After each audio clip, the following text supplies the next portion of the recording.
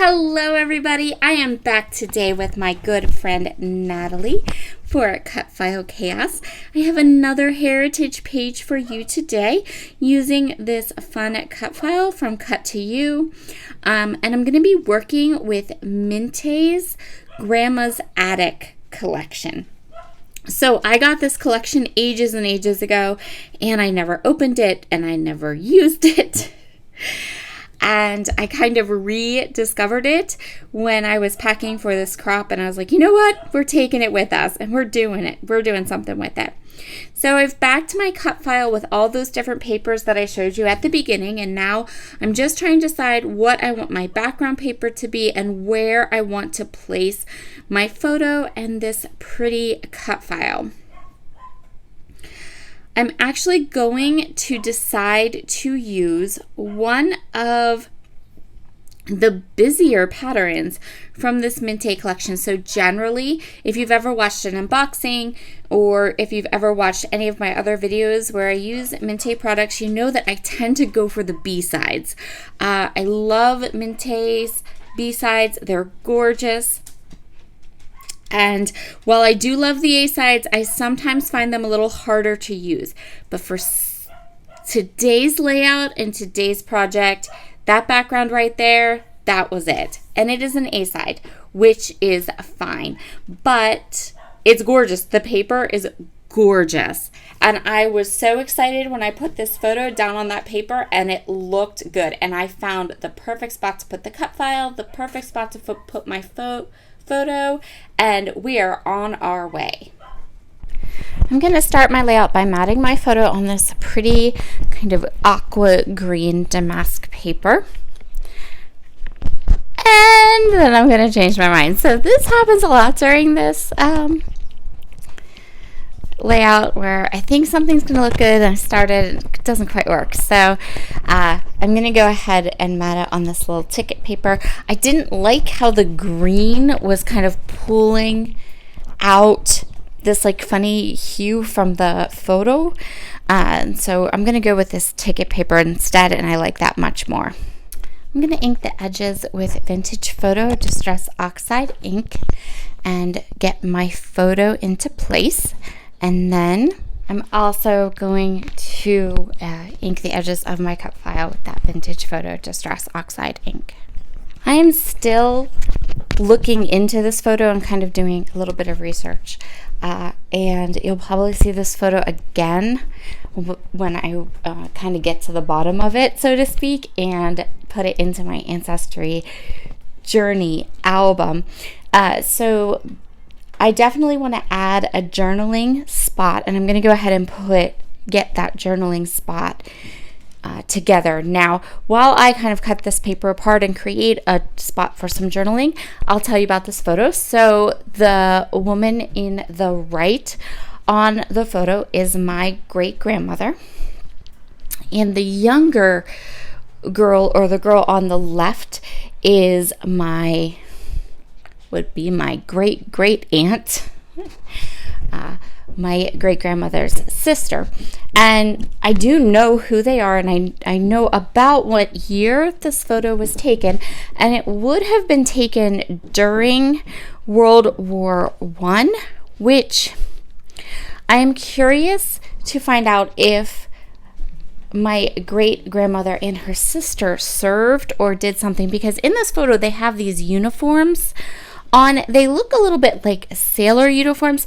Now, it could be that the photograph was just a photo of two sisters. The other thing that makes me wonder if there is something more to this photo is the fact that my great-grandmother had 5 or maybe even 6 siblings.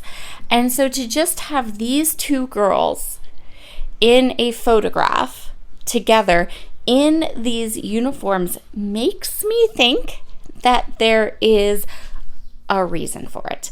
But I haven't gotten to the bottom of it yet. I am still kind of digging through stuff and searching through Ancestry records and seeing what might be going on with those uniforms. They look like sailor uniforms, which makes, but yeah, I'm not sure. So I do know though that, you know, during World War One, there was lots of people, women did help, they did do things. So we'll see what I can come up with. Anyway, I think the photo is really nice. It is a little bit, the original is a little bit damaged, and it was quite hard for me to get a good digital copy scan of the photo. So I was really happy that I had a good enough photo that I could print. Right now it's glaring off the lights, but that's okay. You'll see it really close up and a little bit better when I do the close-ups at the end. So for a title, I basically just want to write the first names of each of the people in the photo, my great-grandmother Marion and her sister Emma. So I'm just going to title this Sisters, Marion and Emma. And to create that title, I'm going to use this really old stamp set from my stash. So this is a stamp set from Felicity Jane. Felicity Jane doesn't do physical products anymore. She still has a website though. You can get digital products sometimes, and they're really cute.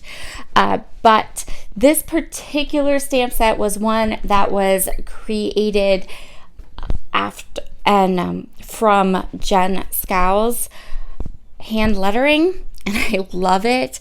The hand letters just kind of fit right into each other. So when you're done stamping it, what you have is a hand lettered word that you can then kind of cut out. And it's one of my absolute favorites. It's no longer available. You could maybe try eBay, which is why I'm giving you like all the information that I have on this stamp set. And I generally use this stamp set with my acrylic blocks because I can easily, I don't have to open and close the door and stuff. It's just a little bit easier for this particular stamp set to use an acrylic block. Sadly, I forgot my acrylic blocks and I didn't have them while I was at the crop, so I'm just going to use my Misty, and it is slightly more tedious than if I had my acrylic blocks, but I digress. Sorry for the rant. Moving on. I stamped my whole title using Catherine Polar's Icing on the Cake ink, and now it's time to get the cut file into place, and you can see my stamped words right there. I just fussy cut them all out. I'm going to pop the cut file up on some foam tape. As an aside, if any of my subscribers happen to know a thing or two about history, or if you see the close-ups and you're like, hey, I know why they were wearing those uniforms, I would love comments to kind of get me on the right track here, because I'm really not striking out. I just have to keep looking, but really curious. So I'm going to get the cut file into place, and then I'm going to place those stamped words right on top of the cut file. So my title is going to go right on top of my cut file. Today it was just a perfect kind of lovely open spot to be able to place it. At this point, honestly, I could have called this layout done, but we needed more, right? We need more, like a Chamel Moore type of a layout. So I'm going to go through my die cuts. I'm going to grab a couple little floral clusters and floral pieces. I'm going to audition some different flowers and things. What I'm basically, my objective, what I'm going for is I want this page to look pretty seamless at the end. So I want to make the cut file appear to really belong. So I want to choose some die cuts that are going to kind of interact with the cut file. You can see there where I showed you there's like that little open space between the cut file and my journaling spot. I definitely want to layer some things up in that area. There is down at the bottom a couple places where you know, it's very obvious that we have this cut file on top of a pattern paper. So I'm just filling in those areas so that when this layout is all done, the cut file becomes so much a part of the design that you don't really notice right away that it is a cut file, that it is a separate element from the rest of the page. I want it to be a little bit more seamless.